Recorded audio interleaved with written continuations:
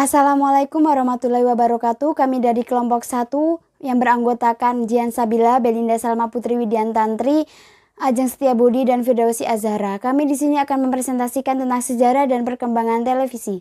Yang pertama ada sejarah dunia televisi.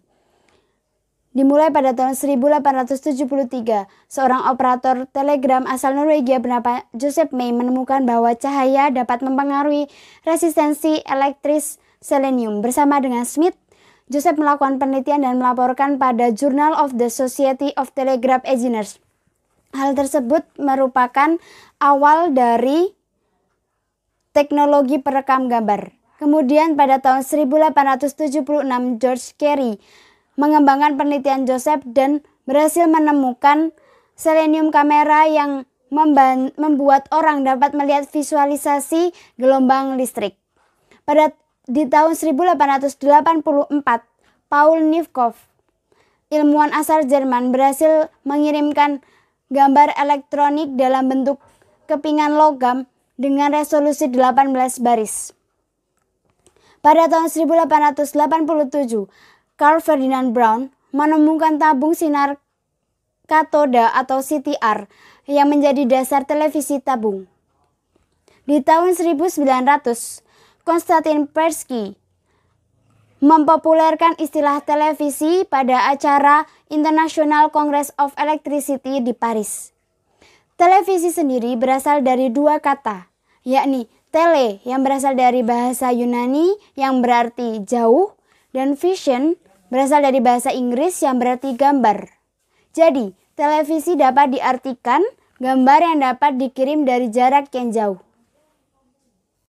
Lalu lahirnya televisi dan perkembangannya dari masa ke masa. Televisi diperkenalkan untuk pertama kalinya oleh seorang ilmuwan asal Skotlandia bernama John Logie Baird. John membuat televisi mekanis yang cara kerjanya telah memindai gambar dan menghasilkan sinyal video melalui cakram yang berputar dan berlubang. Sebelum itu, tahun 1923, seorang ilmuwan bernama Vladimir Kosmayev mendaftarkan namanya untuk kineskop televisi tabung pertama di Indonesia. Tahun 1927, seorang pemuda asal Amerika Serikat bernama Philo T. Farnsworth mengembangkan televisi modern untuk pertama kalinya di usia 21 tahun. Philo memiliki gagasan tentang image desktop tube dan menjadikan dasar kerja televisi. Tahun 1940, Peter Goldmark menciptakan televisi warna dengan resolusi 343 garis. Di akhir tahun 1950, sebagian besar orang memiliki televisi yang kebanyakan televisi berwarna hitam putih, meskipun televisi berwarna sudah ada. Pada tahun 1967, televisi semakin populer sehingga sudah ada banyak siaran televisi yang berwarna. Pada tahun 1927, televisi semakin berkembang dengan adanya teknologi VCR atau video kaset recorder. Teknologi ini memungkinkan untuk merekam siaran televisi untuk pertama kalinya. Tahun 1980, televisi kabel semakin populer dan menyebar dengan cepat. 1 juta televisi telah tersebar di seluruh dunia pada tahun 1996. TV plasma pertama kali dipasarkan pada tahun 1997 dengan bentuk yang ramping. Pada tahun 1998, HDTV diluncurkan. Televisi ini menghasilkan suara dan gambar yang sangat jernih. 1999 diluncurkan DVR atau Digital Video Recorder yang dapat merekam siaran televisi ke dalam hard drive. Televisi LED berbasis DLP HDTV diproduksi tahun 2006. Setahun kemudian, Apple meluncurkan Apple TV. TV ini dapat dihubungkan dengan iTunes, program televisi, film, video YouTube, dan lain sebagainya. Kemudian Microsoft INC memberikan pilihan Windows XP Center Edition untuk mengirim video, musik, foto dari komputer ke televisi. Paling baru saat ini, televisi berteknologi 3D. Teknologi ini menghasilkan gambar yang sangat jernih. Saya Firdausi Azhara akan menjelaskan beberapa karakteristik yang dimiliki oleh media televisi adalah sebagai berikut. Yang pertama, televisi adalah media budaya. Sejak penemuannya hingga sekarang, televisi dipandang sebagai media budaya massa. Yang dimaksud dengan budaya massa adalah isi yang lazim diproduksi dan disebarluaskan oleh media massa selama 10 tahun atau puluhan tahun. Budaya massa juga diartikan sebagai seperangkat nilai dan gagasan budaya yang muncul dari keterpaparan umum suatu populasi terhadap kegiatan budaya, media komunikasi, musik, serta seni yang sama, dan lain sebagainya. Kedua, televisi adalah media audiovisual. Selanjutnya, televisi adalah media domestik. Terkait dengan televisi sebagai media audiovisual, maka kita tidak perlu keluar rumah untuk dapat melihat dunia secara langsung. Hanya perlu menonton TV di rumah. Yang keempat, televisi adalah media siaran langsung. Televisi memiliki sifat siaran langsung yang memungkinkan televisi mengirim gambar-gambar visual serta informasi secara bersamaan. Misalnya, putaran final Piala Dunia. Televisi adalah media massa. Kemudian televisi adalah media sementara.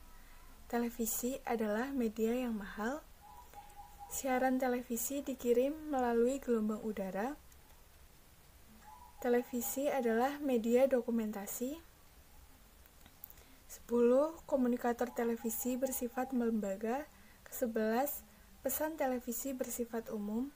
12. Halayak televisi bersifat umum, luas, heterogen, dan anonim. Ke-13. Umpan balik televisi bersifat tertunda. 14. Televisi sebagai penjaga pintu gerbang. Ke-15. Gangguan dalam siaran televisi.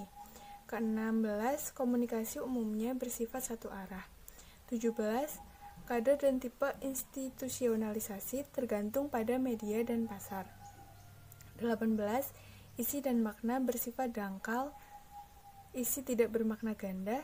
Isi bersifat menyenangkan. 19. Tujuan pemakaian adalah untuk kesenangan seketika atau pengalihan perhatian. 20. Tipe organisasi dan produksi ditunjukkan untuk pasar massa. 21. Manfaatkan teknologi secara terencana dan terorganisasi. 22. Membutuhkan media lain untuk menjangkau halayak yang lebih luas. Hubungan antara komunikator dan halayak tidak dekat. Sekian beberapa karakteristik televisi. Baik, saya Jian Sabila, saya akan menjelaskan mengenai seluk-beluk dan hal-hal yang menarik dari pertelevisian. Yang pertama adalah Hari Peringatan Televisi. Hari Peringatan Televisi ini dirayakan setiap tanggal 21 November setiap tahunnya. Perayaan atau peringatan tersebut ditetapkan oleh Forum Televisi Pertama Dunia dan Perserikatan Bangsa-Bangsa sejak tahun 1996. Lalu yang kedua adalah mengenai fungsi televisi. Secara umum, fungsi televisi adalah memberikan dan menyediakan informasi, menghibur, mempersuasif penonton, dan juga mendidik.